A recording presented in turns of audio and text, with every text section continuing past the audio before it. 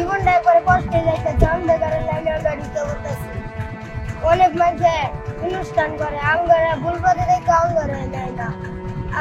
আমরা এমন মানুষ হয়ে গেছি, আঙ্গারে যদি কেউ পড়াইতো পাগল লেগে যেন কি দোয়া করতাম, আল্লাহ ছাড়া কেউ করতে পারে।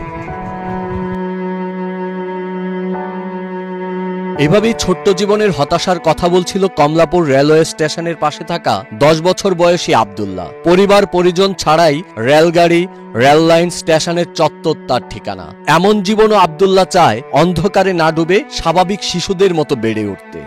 স্কুলের ব্যবস্থা বা ইয়ের ব্যবস্থা এবার যদি এমন করতো তাহলে অনেক ভালো হতো। যদি না করে তাহলে অন্যের মতো আমিও নেশায় করে ফিরে যাবো। আব্দুল্লাহর মতোই সাব্বির আফসানাদের দুচোখে স্বপ্ন, পথ হারানোর আগেই চাই স্বাভাবিক জীবনের গন্তব্য। ওদের স্বপ্ন পূরণে পাশে থাকতে পেরে আমরা গর্বিত।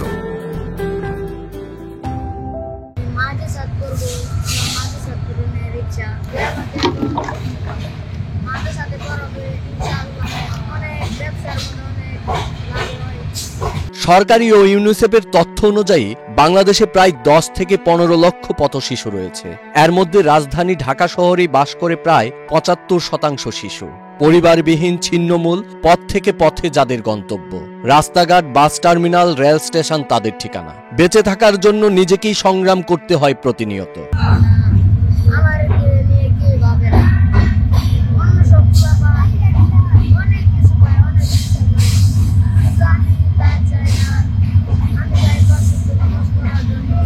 রাতের শহরে ব্যস্ত রাস্তায় নিরাপত্তাহীনতাকে সঙ্গী করে জীবিকার তাগিদে পথ থেকে পথে ছুটে চলছে আফসানারা। সাব্বির আফসানারা কখনো রেল লাইনের পাশে খেলছে, কখনো বা রাতের শহরে ঘুরছে, আবার ট্রেনের পিছনে ছুটছে।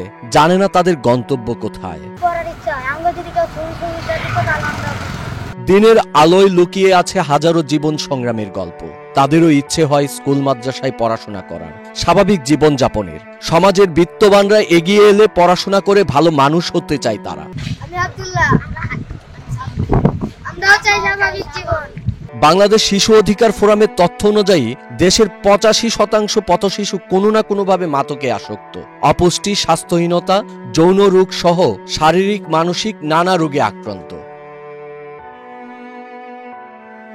অবহেলা, অযত্নে একসময়ে তারা হারিয়ে যায় অন্ধকারে, জড়িয়ে পড়ে হত্যা, চুরি, ছিনতাই, মাদক বহন, দেহ ব্যবসা, সন্ত্রাস সহ জঘন্য ভয়ঙ্কর অপরাধে।